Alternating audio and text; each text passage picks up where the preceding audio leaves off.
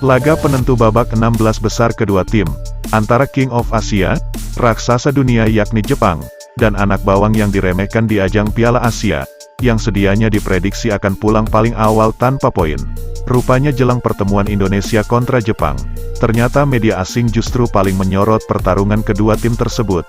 Pasalnya, Jepang yang digadang-gadang mampu menyapu bersih semua lawannya, pada kenyataannya justru harus ditentukan oleh laga kontra Indonesia, yang notabene, tim anak bawang yang belum memiliki pengalaman di ajang terbesar kedua setelah Piala Dunia tersebut.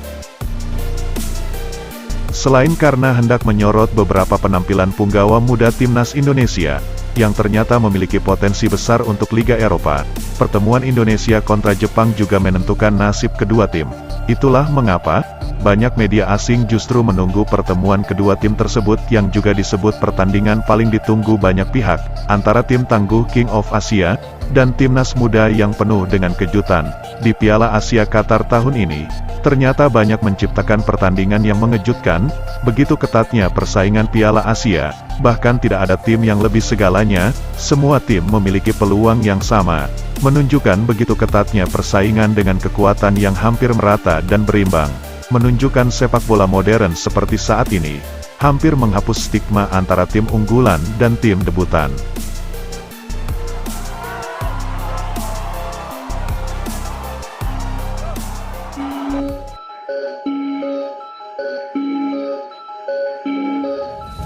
Satu kaki timnas Indonesia sudah berada di babak 16 besar setelah mengalahkan Vietnam. Untuk memastikan langkah itu, timnas Indonesia harus melewati hadangan tim raksasa dunia yakni Jepang. Sekalipun hasil terburuk jika Indonesia harus kalah dari Jepang, asalkan tidak lebih dari 2 gol, maka Indonesia masih berpeluang lolos babak 16 besar, mengingat posisi sementara timnas Indonesia berada di urutan kedua klasemen 3 terbaik, tepat di bawah Bahrain. Dan di bawah Indonesia ada 2 negara, yakni Suriah dan Tajikistan. Kedua negara tersebut terus membayang-bayangi posisi serta langkah Indonesia. Jika Indonesia ingin memuluskan langkah di babak 16 besar, maka Indonesia cukup meraih hasil imbang kontra Jepang. Dengan hasil itu, tak akan mempengaruhi hasil pertandingan di grup lain.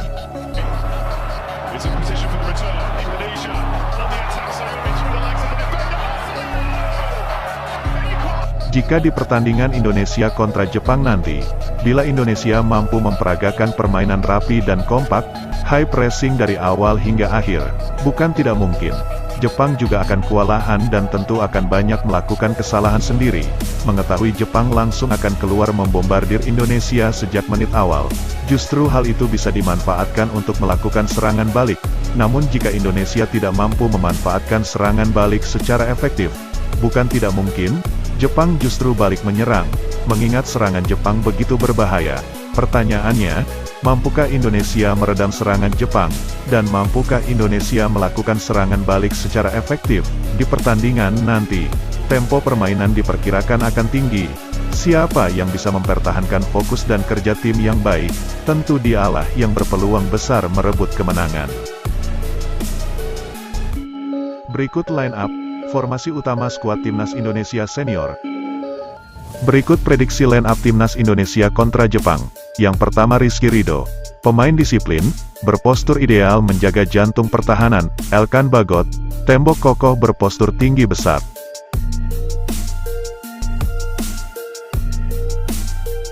Asnawi Mangku Alam, center back naluri bertarung yang sangat baik dengan fisik prima. Pratama Arhan, karakter pemain penuh percaya diri, perannya sangat penting untuk beberapa skema serangan, rajin naik dan turun. Justin Hapner, pemain bertahan, dibekali kualitas passing yang akurat. Sandy Walsh, pemain bertahan namun mampu mengisi kekosongan, sesuai kebutuhan tim.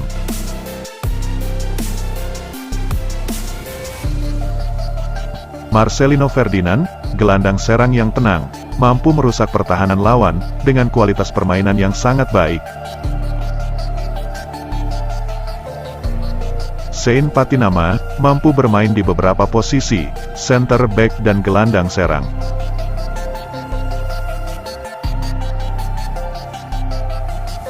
Ivar Jenner, playmaker muda, yang selalu tampil percaya diri dibekali skill yang mumpuni.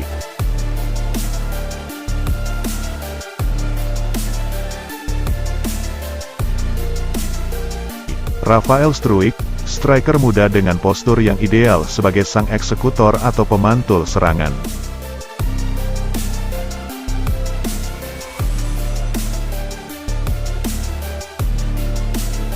Bonus yang dijanjikan Ketua PSSI sudah dipersiapkan usai mengalahkan Vietnam. Bonus itu akan ditambah dengan nominal yang jauh lebih besar jika Indonesia mampu membungkam mulut besar Jepang. Sejak dari awal Jepang tidak menganggap Indonesia itu ada. Sebelum berlangsungnya Piala Asia, mereka menganggap Indonesia hanya tim pelengkap tanpa bekal. Namun setelah melihat permainan Indonesia saat bersua Irak, Jepang sempat terkejut. Dengan memperagakan pertahanan dan serangan yang berkualitas, mereka dibuat heran. Pasalnya, Jepang menyimak jalannya pertandingan antara Irak kontra Indonesia. Hal itu dilakukan bukan untuk mengetahui kekuatan Indonesia, namun untuk mempelajari permainan Irak yang dianggap tim yang perlu diwaspadai. Namun setelah melihat pertarungan sengit kedua tim tersebut, pelatih Jepang terkejut dengan permainan berkelas Indonesia. Seketika itu, Jepang baru menyadari, ternyata grup D merupakan grup neraka, yang semua tim mampu saling mematikan. Terlepas dari hasil skor 3-1 Irak versus Indonesia, Jepang mengetahui, jika gol haram kedua Irak, mengubah segalanya, dan jika saja, gol itu tidak disahkan, kemungkinan Indonesia akan bermain imbang kontra Irak. Gambaran permainan Irak yang mampu mengejutkan Jepang. Ternyata tim sekelas Indonesia bisa mengimbangi tim yang mengalahkannya dengan skor 2-1. Diperkuat oleh permainan Indonesia saat bentrok kontra Vietnam, tim sekelas Vietnam yang sulit dikalahkan, perlu kerja keras dan fokus tinggi agar dapat mengalahkannya. Namun Indonesia bisa dengan mudah mengurung Vietnam di babak pertama. Bahkan Indonesia memaksa Vietnam harus bertahan dengan permainan Spartan high pressing dengan tempo tinggi. Permainan sulit seperti itu hanya bisa dilakukan oleh tim berkelas, yang dibekali pengalaman di ajang besar seperti Piala Asia bahkan Piala Dunia. Didepaknya Vietnam oleh Indonesia, sedianya Indonesia hanya diremehkan. Kini Jepang harus fokus jelang menghadapi Indonesia.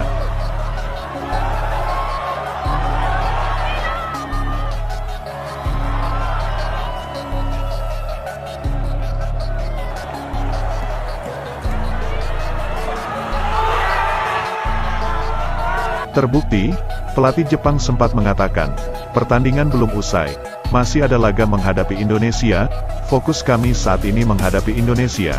Pernyataan itu berbanding terbalik dari sebelumnya. Sehebat-hebatnya sebuah tim, juga memiliki kelemahan, dan salah satu kelemahan Jepang ada di bola udara. Hal itu sudah terbukti di dua laga sebelumnya, Jepang kontra Irak dan Vietnam. Selain memanfaatkan peluang sekecil apapun itu, high pressing harus dilakukan, karena dengan permainan high pressing dan tempo yang cepat, tidak jarang para pemain Jepang juga sering melakukan passing error, dan melakukan kesalahan sendiri, bahkan blunder.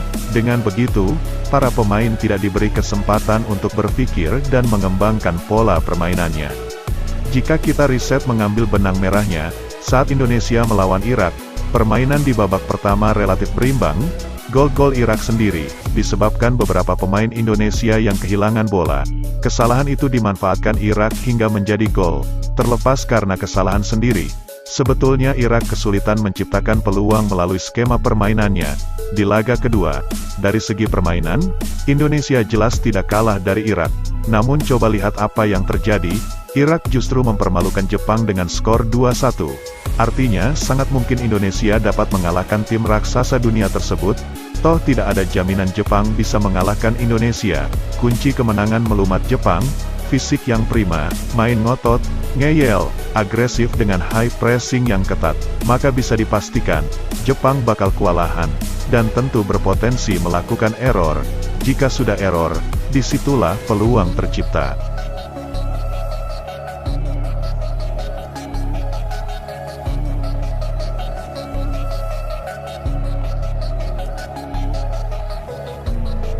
Sebelum meninggalkan tayangan ini, silakan Anda subscribe channel ini, agar Anda tidak ketinggalan semua berita serta jadwal pertandingan terbaru Timnas Indonesia.